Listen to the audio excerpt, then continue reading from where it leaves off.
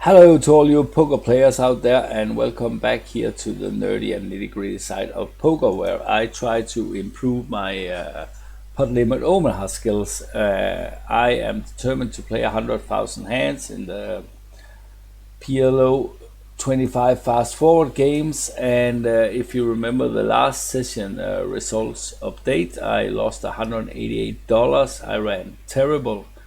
Since then, I've been playing 2 days. I've been playing 1,593 hands. I've been winning $110. Basically, I should only have been winning 58, but I get a little bit back from the last time where I ran so terrible. I have an average all-in equity which is sky high at 59, so that's very satisfying.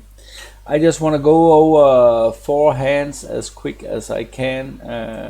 Today I am gonna start out with this where I have aces on the button. This guy goes ahead and open up with Jack 7, 6, 4 single suit, and that is not an open in GTO standards, but he do. I go ahead and free bet, and he goes ahead and call, and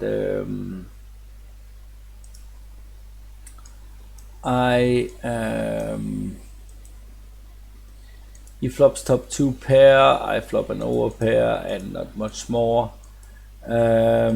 We have a stacked pot ratio of 4, and I think this flop here is disconnected enough for me to get it in. He shouldn't have he can have some sets, but he shouldn't have a lot of two pairs, but he should have a bunch of draws where I should be doing pretty good. And if we try and run it into poker juice, and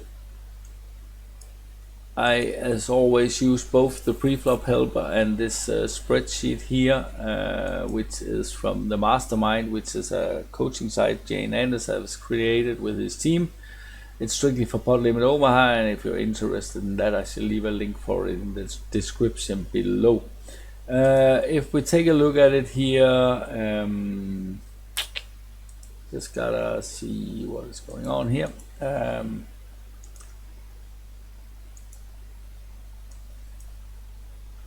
In poker juice, and paste it in. So middle position opens, and if we take a look at this spreadsheet here, then middle position should open 22.6% of the time.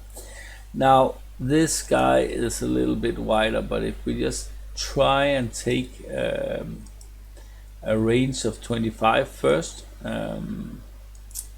and then we see I go ahead and free bet, he calls. Then we will see versus a range of 25%, I should have 57%.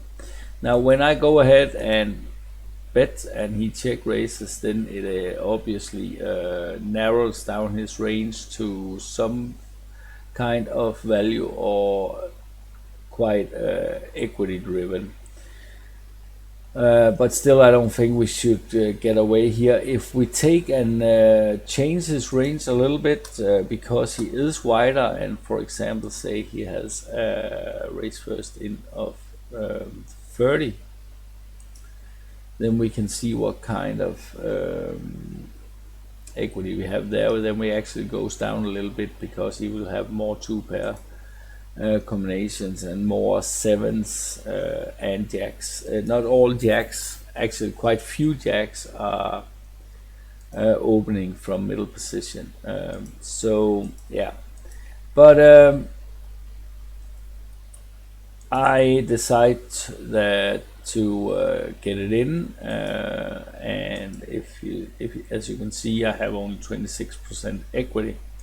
But how bad I ran the last time, I made a video here. Then this time I run very good, because here it changes completely and I end up making a boat. So that was lucky for me. So that was like the first hand, and the second hand I have here is a strange one. Now this guy opens up under the gun with 7665, and I put it into the preflop helper, and it is an open. And he shall also call free bets here 100% of the time. But this guy goes ahead and clicks it. This guy goes ahead and flat. I sit here with a very, very strong ace, king, king, queen, double suited. And I don't really think this guy has aces too much, so I decide to go ahead and call 4-bet and push equity as much as I can. So I think he should fold here. But he decides to call, this guy decides to call, and this guy is folding. So we get to the flop with a stack to pot ratio of a little bit more than 1. He flops a ton of equity with a middle set and a straight draw and a flush draw. He decides to donk into me, and I don't see any other way with an overpair and a second nut flush draw than to jam. And he obviously calls off, and he holds all the way home.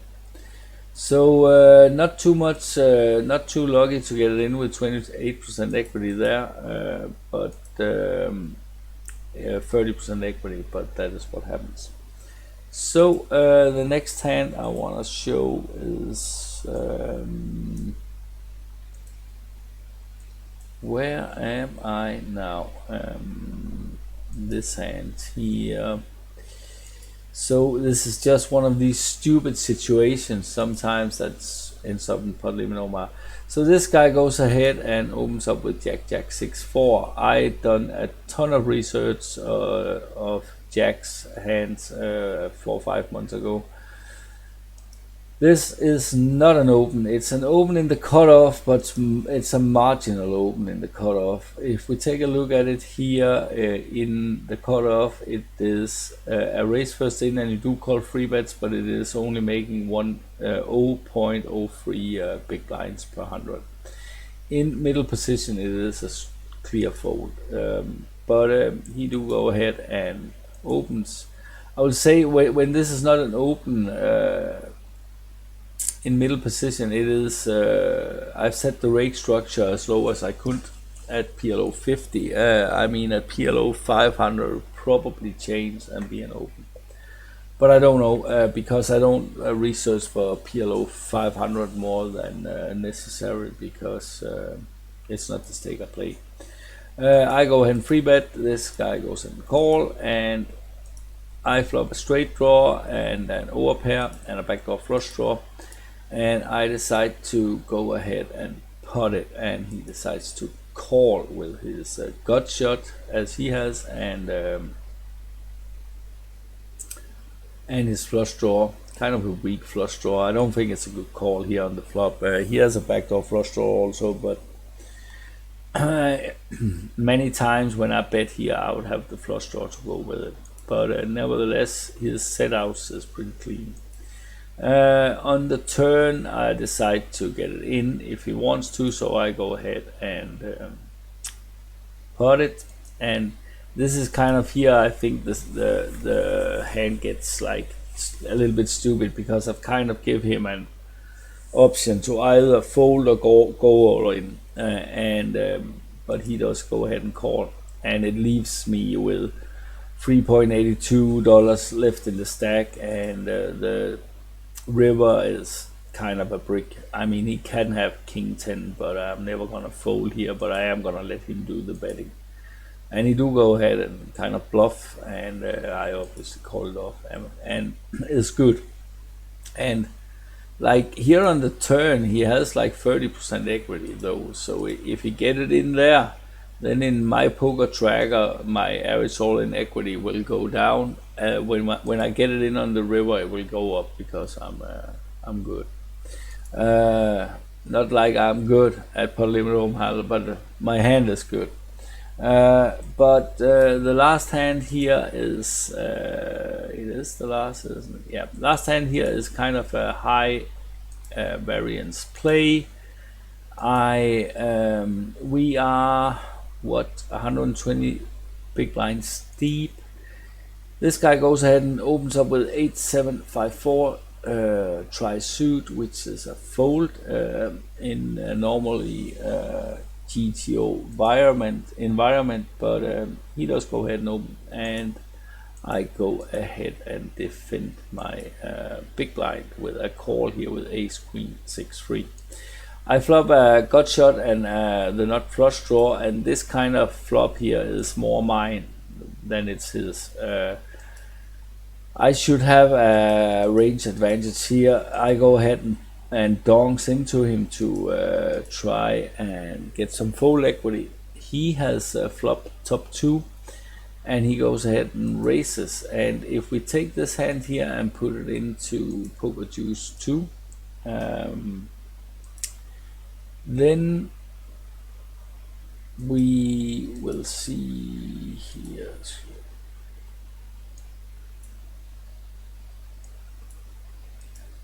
And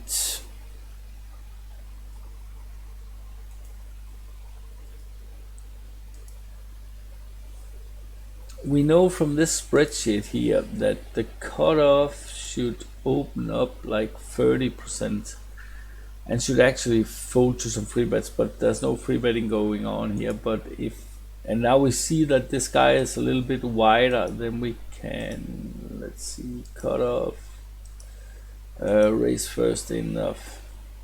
We give him 30 first, so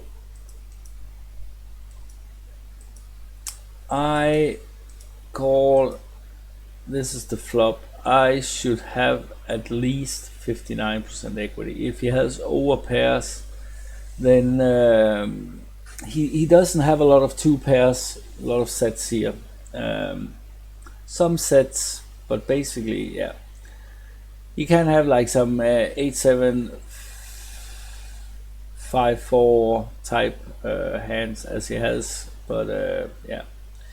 I decide to, like I said, donk. He raises me. I can't really see a profitable call here and play turns, because there will be like if I call here, then I will have like $23, and it will be a weird stack size here with when he like probably puts the turn. So I just decide to go ahead and get it in.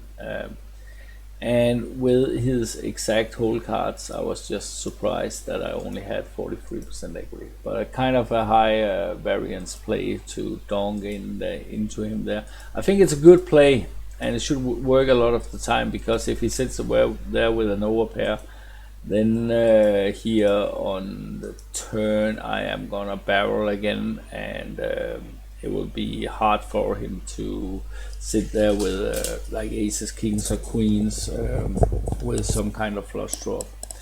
But nevertheless, I lost the hand, because on the turn he makes a boat, and that is what it is. So